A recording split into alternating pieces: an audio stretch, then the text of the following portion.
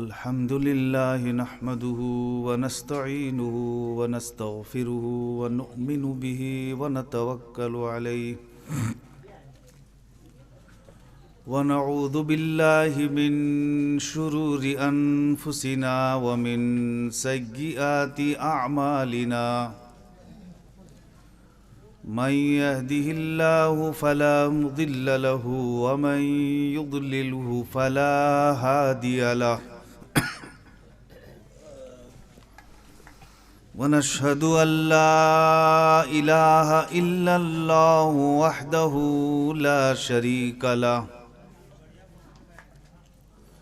ونشهد أن سيدنا ومولانا وشفيعنا وحبيبنا محمدا عبده ورسوله أرسله الله تعالى بالحق بشيرا ونذيرا وداعيا إلى الله بإذنه وسراجا منيرا صلى الله تعالى عليه وعلى آله وأصحابه وبارك وسلم تسليما كثيرا كثيرا أما بعد فأعوذ بالله من الشيطان الرجيم بسم الله الرحمن الرحيم يا أيها الذين آمنوا إذا قمتم إلى الصلاة فاغسلوا وجوهكم وأيديكم إلى المرافق وامسحوا برؤوسكم وأرجلكم إلى الكعبين صدق الله العلي العظيم وقال رسول الله صلى الله عليه وسلم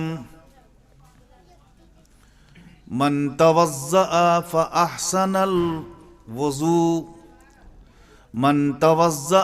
فأحسن وضوءه ثم قال من بعده الحمد لله وحده لا شريك له ونشهد أن محمدا عبده ورسوله اللهم اجعلني من التوابين واجعلني من المتطهرين فتحت له 8 أبواب من الجنة فيدخل من أيهن شاء أو كما قال عليه الصلاة والسلام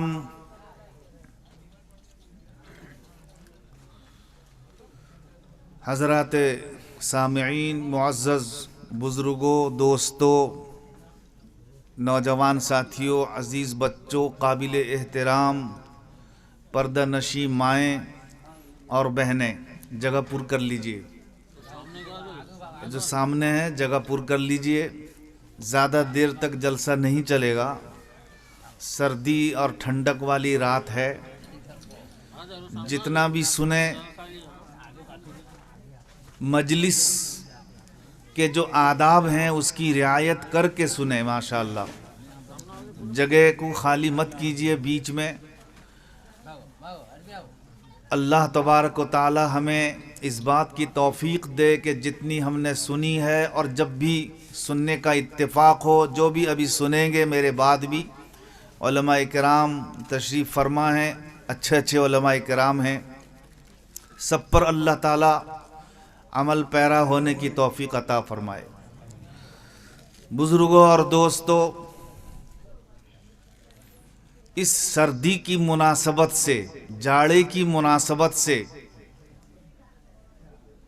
میں نے آپ حضرات کے سامنے آیت پاک کی تلاوت کی ہے جس کا تعلق وضو سے ہے، اور حدیث شریف جو میں نے سنائی ہے پڑھ کر کے آپ حضرات کو، وہ بھی وضو سے متعلق ہے۔ سردیوں میں جب بہت ہی زیادہ سخت سردی اور جاڑا پڑتا ہے تو بدن خشک ہو جاتا ہے، بدن میں روکھا پن آ جاتا ہے، اور آدمی اس میں ایک بار پانی ڈالے تو بدن کے ہر حصے میں وہ پانی نہیں پہنچتا ہے جب تک کہ اچھی طرح اسے ملا نہ جائے، کیونکہ سردی کی وجہ سے خشکی آ گئی ہے، اس میں چکناہٹ نہیں ہے۔ تو گرمیوں کی بات الگ ہوتی ہے، سردی میں اور جاڑے کی بات الگ ہوتی ہے۔ تو وضو کے سلسلے میں جب اللہ تبارک و تعالیٰ نے یہ فرمایا کہ اے ایمان والو، جب تم نماز کا ارادہ کرو اور تم باوضو نہ ہو تو وضو کر لیا کرو، فاغسلوا وجوہکم وایدیکم الی المرافق، اپنے چہروں کو دھو اور اپنے ہاتھوں کو کہونے سمیت دھو، اور وامسحوا برؤوسکم، سروں کا بھی مسح کرو، وارجلکم الی الکعبین، اور پیروں کو بھی ٹخنا سمیت دھو۔ یہ ہے وضو میں جو فرائض ہیں، وضو کے جو اعضاء ہیں جن کا دھونا ضروری ہے، فرض ہے، وہ یہی ہے۔ 4 چیزوں کا وضو میں دھونا فرض ہے۔ اگر کوئی بال برابر بھی خشک رہ جائے، سوکھا رہ جائے تو وضو نہیں ہوگا۔ چہرہ، ہاتھ، سر، مگر اس میں مسح کیا جائے گا، دھویا نہیں جائے گا۔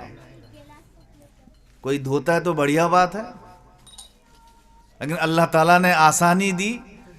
سر کو اگر دھونے کا مسئلہ اللہ تعالیٰ رکھ دیتے، کتنے آدمی سر دھوتے؟ دن کو 5 وقت سر دھونا پڑتا۔ غور کیجئے، ہاتھ کا دھونا، ہاتھ میں مسح چلے گا؟ نہیں چلے گا۔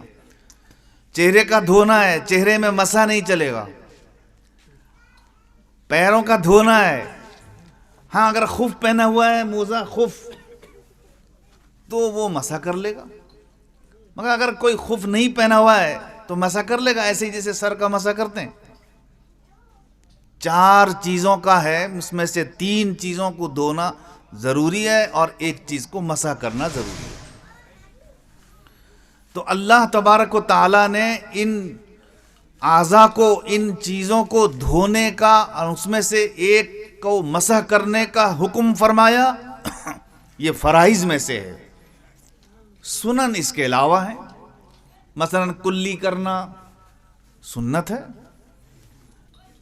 ناک میں پانی ڈالنا سنت ہے، فرض نہیں۔ آدمی کو ان سب چیزوں کو سمجھنا ضروری ہے، کیونکہ آدمی شرم محسوس کرتا ہے کہ ہم مدرسے میں جائیں اور بچوں کے ساتھ مل کر کے پڑھیں۔ شرم نہیں کرنا چاہیے۔ اگر اس کو وقت ہے، ٹائم ہے، جا کر کے وہ بچوں کے ساتھ رہے، پڑھے، اور وہاں جو مسائل سکھائے جاتے ہیں حاصل کرے۔ پڑھنے کے سلسلے میں کوئی عمر کی قید نہیں ہے۔ اب لوگ جو ہے جگ ہسائی کو دیکھتے ہیں، جگ ہسا مطلب دنیا ہنسے گی۔ آپ دیکھیے حضور صلی اللہ علیہ وسلم نے 40 سال میں پڑھنا شروع کیا، حالانکہ اللہ تعالیٰ آپ کے استاد ہیں، جبریل امین کے واسطے سے اللہ نے آپ کو پڑھایا۔ دنیا میں کوئی آپ کا استاد نہیں ہے، کوئی استاد نہیں۔ یہ بھی اللہ کا نظام ہے۔ استاد جو ہوتا ہے نا، وہ واجب التعظیم ہوتا ہے، مسلمان بھی ہو، غیر مسلمان بھی ہو۔ اگر اس سے آپ نے پڑھا ہے 2 حرف، غیر مسلمان ہونے سے کیا ہو گیا؟ وہ استاد ہے، واجب التعظیم ہے، اس کی تعظیم ضروری ہے۔ آپ اگر سائیکل میں جا رہے ہوں، وہ بھی سائیکل میں آ رہے ہیں تو تعظیم کیجئے، اتریے۔ مسلمان نہیں، خالی مسلمان استاد کے لیے اتریں، غیر مسلمان استاد اتریں، ایسی کوئی بات نہیں۔ تعظیم ہے، اس کے لیے عزت ہے، اس نے آپ کو سکھایا ہے، علم دیا ہے، پڑھایا ہے۔ تو نبی صلی اللہ علیہ وسلم کے لیے اگر اللہ تبارک و تعالیٰ ایسی استاذ کا انتظام کرتے، کیونکہ آپ تو ان پڑھ تھے، پڑھنا لکھنا جانتے نہیں تھے، تو پڑھانے لکھانے کے لیے اللہ تعالیٰ اگر انہی میں سے عرب یعنی قریشیوں میں سے بنو ہاشم کے خاندان میں سے کسی کو یہ مقرر فرماتے کہ آپ ان سے سیکھیں گے عربی، علی با تا سا یہ سب سیکھیں گے، قرآن شریف پڑھنے کے لیے یہ سب ضروری ہے، تو وہ آپ کے استاد بن جاتے، جو آپ کو پڑھاتے کیا بن جاتے؟ استاد بن جاتے۔ اب جب استاد بن جاتے تو وہ واجب التعظیم ہو جاتا۔ اور ادھر حال یہ ہے، نبی جو ہوتا ہے نا وہ پوری امت میں سب سے بہتر اور سب سے اچھا ہوتا ہے، پوری امت کے لوگ اس کی تعظیم کریں گے اور اس کی تعظیم اور تکریم واجب ہے۔ تو یہ جب ایسی حالت میں پہنچ جائیں کہ یہ تعظیم اور تکریم کریں گے کسی امت کے فرد کو، تو الٹا پلٹا معاملہ ہو جائے گا۔ اس لیے اللہ تبارک و تعالیٰ نے پڑھایا تو خود پڑھایا، علی با تا سا یہ سب نہیں، بلکہ اللہ تبارک و تعالیٰ نے جو اس کا انداز تھا جبریل امین کے واسطے سے پڑھایا۔ کوئی یہ نہیں کہہ سکتا ہے کہ جبریل امین جب آپ کو پڑھنا سکھائے تو جبریل امین آپ کے استاد بن گئے۔ جبریل امین بیچ میں واسطہ تھے، واسطہ، ڈائریکٹلی اللہ تبارک و تعالیٰ پڑھا سکتے تھے لیکن اللہ نے نہیں پڑھایا، حضرت جبریل امین کے واسطے سے آپ نے پڑھایا، اللہ نے پڑھایا۔ اور جبریل امین کو اللہ نے واسطہ کیوں چنا یہ الگ بات ہے۔ اللہ نے فرمایا قرآن پاک میں 30ویں پارے میں جبریل امین کے بارے میں اللہ تعالیٰ نے فرمایا اِنَّهُ لَقَوْلُ رَسُولٍ کریم۔ یہ جو قرآن ہے نا انہو، یہ قرآن ایسے رسول کا قول ہے جو امین ہے، کریم ہے۔ انہو لقول رسول کریم، کریم ہے۔ اور پھر ذی قوت عند ذی العرش مکین، یہ طاقتور بھی ہے۔ یہاں رسول سے مراد لغوی ہے، رسول یعنی فرستادہ۔ فرستادہ کہتے ہیں کسی کا پیغام کوئی لے کے جا رہا ہے، کسی کا خط کوئی لے کے جا رہا ہے، جس کو انگریزی میں میسنجر کہتے ہیں۔ کیا کہتے ہیں؟ میسنجر۔ تو یہ جبریل امین میسنجر ہیں، اللہ کے میسج کو یعنی اللہ کی خبر کو پہنچانے والے ہیں نبی صلی اللہ علیہ وسلم تک۔ دیکھا جبریل امین، اور یہ ایسے فرستادہ ہیں، اسی کو عربی میں رسول کہا جاتا ہے۔ اور لغت کے اعتبار سے رسول اس کو کہیں گے کہ جس کو الگ شریعت ملی ہے، یعنی اصطلاح شرع میں رسول اسے کہیں گے کہ جس کی ایک الگ شریعت ہے، الگ نظام ہے، جس کے پاس اللہ کی وحی آئی ہے۔ وہ نبی بھی ہوتا ہے مگر نبی سے ذرا اونچے مقام والا ہوتا ہے، وہ ہے رسول۔ یہ اصطلاح شریعت میں ہے، لیکن ڈکشنری کے اعتبار سے، لغت کے اعتبار سے رسول ہر اس پیغام لے جانے والے کو کہا جا سکتا ہے جو کسی کا پیغام لے کر کے جا رہا ہے۔ میرا پیغام، آپ کا پیغام، آپ کا خط، آپ کی کوئی بات لے کر کے آپ کوئی آدمی کو آپ نے کہا چلو میرا یہ خط دے دینا فلانے کو، تو وہ بھی رسول ہے، مگر بالمعنی اللغوی، لغت کے اعتبار سے وہ رسول ہے، شریعت کے اعتبار سے وہ رسول نہیں ہے۔ تو یہ بھی جبریل امین بھی اللہ کے فرستادہ ہیں، اللہ نے ان کے ذریعے سے قرآن نبی صلی اللہ علیہ وسلم کے سینہ اطہر پر اتارا ہے۔ جی ایک بار درود شریف پڑھ لیجئے، صلی علی محمد صلی علی محمد صلی علی رسولنا صلی علی محمد، ہے یہ وہ نام خاک کو پاک کرے نکھار کر، ہے یہ وہ نام خار کو پھول کرے سنوار کر، ہے یہ وہ نام، فرش کو عرش کرے ابھار کر، مسلم اسی کا ذکر تو صدق سے بار بار کر، صلی علی محمد صلی علی محمد صلی علی رسولنا صلی علی محمد۔ تو حضرت جبریل امین کو اللہ تبارک و تعالیٰ نے چنا، منتخب کیا کہ یہ قرآن لے جانے والا کام آپ کا ہے۔ اور بھی فرشتے تھے، حضرت اسرائیل علیہ السلام تھے جو بڑے بڑے فرشتوں میں جن کا شمار ہوتا ہے، حضرت میکائیل علیہ السلام تھے، حضرت اسرافیل علیہ السلام تھے، اسے بڑے بڑے فرشتے ہیں۔ بڑے مطلب یہ نہیں کہ ایک تال گز دو تال گز، مطلب یہ کہ ان کا مرتبہ، ان کا درجہ جو ہے بہت بڑا بڑا تھا، بہت بڑے درجے کے فائز تھے۔ فرشتوں میں بھی درجے ہوا کرتے ہیں، جیسے انسانوں میں درجے ہوا کرتے ہیں، درجے مراتب، کوئی اچھے مرتبے پر، اونچے مرتبے پر ہے، کوئی اس سے نیچے مرتبے پر ہے۔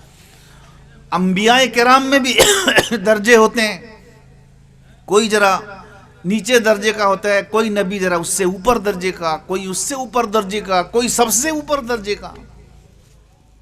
سب سے اوپر درجے کا رسول کون؟ ارے کوسمبی میں جب آدمی نہیں بول سکیں تو کہاں بولے گا جی؟ اللہ رحم کر، آپ لوگ بول نہیں سکتے ہیں۔ سب سے اونچے درجے والا کون رسول ہے؟ حضرت محمد مصطفیٰ صلی اللہ علیہ وسلم۔ سب سے اونچے مقام پر اللہ نے آپ کو فائز کیا، سب سے اونچا، اتنا اونچا آپ کو کر دیا کہ اللہ کے نیچے اگر کوئی ہے فوراً معن بات تو وہ حضور ہیں صلی اللہ علیہ وسلم۔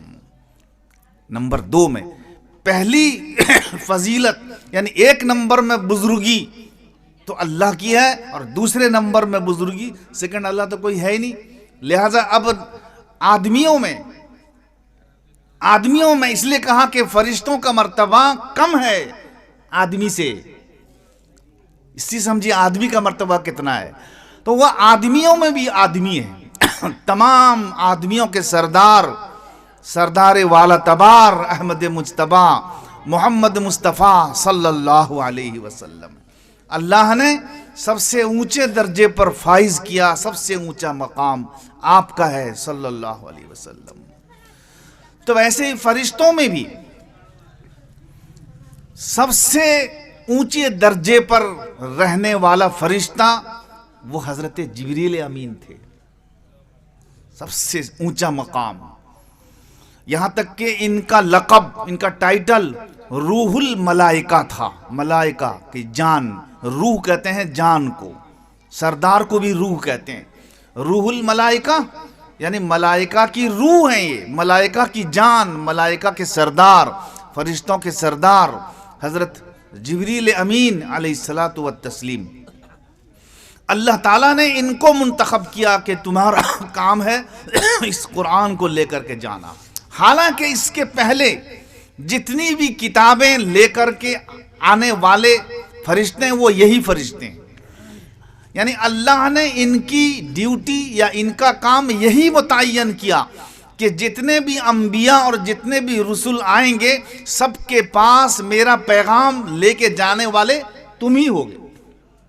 لہذا جتنے بھی انبیاء کرام، جتنے بھی رسول یہ سب آئے، سب کے پاس اللہ کا پیغام لے کے آنے والے یہی فرشتے ہیں۔ کون؟ جبریل علیہ السلام۔ دیکھو آپ لوگ بھی بولیے گا، خالی میں نہیں بولوں گا۔ تو حضرت جبریل امین علیہ الصلاۃ والتسلیم، ان کی ڈیوٹی اللہ نے مقرر فرمائی کہ تمہارا کام وہی لے جانا ہے، وہی کہتے ہیں وہی پیغام، یعنی جو اللہ کا پیغام ہوتا ہے، اللہ کی جو بات ہوتی ہے جو بندوں تک پہنچائی جاتی ہے اسی کو وہی کہتے ہیں۔ مگر شریعت میں یہ تو لغوی اعتبار سے ہوا، شریعت میں وہی اللہ کے خاص پیغام کو کہتے ہیں جو اللہ اپنے رسول پر اتارتا ہے اس کو وحی کہتے ہیں، ورنہ لغت کے اعتبار سے وحی تو پیغام ہی کو کہتے ہیں جی، وہ لغت کے اعتبار سے وحی بڑی ہاں سے وہ پیغام ہی کو کہتے ہیں۔ اگر یہ بات نہیں مانیں گے نا تو پھر مکھی کا بھی پیغام یعنی پیغمبر ہونا رسول ہونا ثابت ہو جائے گا۔ اللہ تعالیٰ نے قرآن میں 14ویں پارے میں شاید یہ اللہ نے فرمایا وَأَوْحَيْنَا إِلَى النَّحْلِ، ہم نے وہی بھیجی شہد کی مکھی کی جانب۔ شہد کی مکھی جو ہوتے ہیں، شہد کیسے کہتے ہیں؟ مہو۔ تو مہو کی مکھی کی جانب اللہ وہی بھیج رہے ہیں۔ تو اگر وہی بھیجنے والا شریعت میں یعنی وہی اسی کے پاس بھیجی جائے گی، اگر اس کا یہ معنی نہیں کریں گے تو وہی جس کی بھیجی جاتی ہے وہ تو رسول ہے، تو شہد کی مکھی بھی کیا رسول ہے؟ نہیں۔ اس لیے وہاں یہ کہنا پڑے گا کہ وہاں پر وحی کا لغوی معنی ہے، یعنی اللہ یہ بتانا چاہتے ہیں کہ ہم نے شہد کی مکھی اس کو بطور وحی کے نہیں بلکہ القاء کے طور پر اس کو ہم نے یہ بات کہی، الہام کیا، ہم نے اس کو بتایا۔ ہم وحی کے طور پر نہیں بولے، وحی کے طور پر تو صرف ہم رسول سے بولتے ہیں، مگر لغت کے اعتبار سے وحی کے طور پر ہم اس کو بولیں کہ وہ ایسا ایسا کرے ویسا کرے۔ ویسے اگر عام کرو گے تو ہر آدمی کا رسول بننا ثابت ہو جائے گا، اگر یہ معنی تقسیم نہیں کریں گے جسے علماء جانتے ہیں آپ لوگ سمجھ نہیں سکیں گے۔ تو میں یہ عرض کر رہا تھا بزرگوں اور دوستوں، اللہ کی خاص بات کو پہنچانے والے وحی کی شکل میں صرف ایک ہی فرشتے ہیں، حضرت جبریل امین۔ اب آپ خود فیصلہ کیجئے، اب تو کوئی نیا نبی آئے گا نہیں، جو آئے گا پرانا نبی۔ پرانا نبی کون؟ غلام احمد قادیانی۔ عیسیٰ علیہ السلام تو آئیں گے بہرحال۔ قادیانی کہہ دیا کہ عیسیٰ علیہ السلام کو مار کے ہم آئے ہیں۔ قادیانی کیا کہا کہ ہم عیسیٰ علیہ السلام کو مار کے آئے ہیں۔ وہ اگر اپنا عقیدہ یہ بنائے گا کہ عیسیٰ علیہ السلام ہمارے آپ کی طرح تیسرے یا چوتھے آسمان میں زندہ ہیں، وہ اگر مانے گا پھنس جائے گا نا۔ عیسیٰ علیہ السلام جب آسمان پر زندہ ہے پھر تم کہاں سے آ گئے؟ وہ تو اس لیے کہ وہ اپنے آپ کو بھی تو مسیح موعود کہتا ہے کہ میں عیسیٰ مسیح ہوں۔ اب جب عیسیٰ مسیح ہوں تو مسلمان چڑھ بیٹھیں گے اس کو، کیونکہ تب عیسیٰ مسیح تو وہ تو آسمان میں زندہ ہے، تو اس لیے اس نے کہا کہ وہ مر گئے ہیں۔ ایسا کہ ہو سکتا ہے تیسرے آسمان وہ کب سے مرے بھی؟ اتنا سال ہو گیا وہ ابھی زندہ ہیں، کھلاتا کون پلاتا کون، پیخانہ پیشاب کہاں کرتے ہیں؟ یہ سب چیز بزر سوال سب کیا ہو تاکہ مسلمان سادے سیدھے یہ بھی سوچیں کہ ہاں بات صحیح ہے، آسمان پہ کیسے ہیں؟ اگر ہیں تو کھلاتا کون پلاتا کون، پیشاب پخانہ کہاں کرتے ہیں؟ جیسے ہمارے بھولے بھالے مسلمان عرب جاتے ہیں، دبئی جاتے ہیں، قطر جاتے ہیں، کہیں جاتے ہیں، کویت جاتے ہیں، وہاں دیکھتے ہیں آدمی سب ننگے سر نماز پڑھتے ہیں۔ وہ کیا کر کے بھولے بھالے ہیں بیچارے، یہاں آ کر ننگے سر نماز پڑھتے ہیں، اب یہاں آ کر ہاتھ بھی اٹھاتے ہیں۔ ارے بھائی اپنے علماء پر اعتماد کرو، کیا تمہارے کوئی عالم وہاں جاتے نہیں ہیں، حج نہیں کیے ہیں؟ پھر وہ اگر یہاں پر ٹوپی کیوں نہیں اتار دیتے؟ تم ان کی بات کو چھوڑ کر کے اپنے علاقے کے علماء کی چھوڑ کر کے جو تمہارے جنازے میں شریک ہوں گے ان کی بات کو، ان کے طریقے کو، ان کے طرز کو چھوڑ کر کے 2 دن کے لیے 2 سال کے لیے وہاں چلے گئے، وہاں دیکھ کر یہاں پر شروع کر دیا۔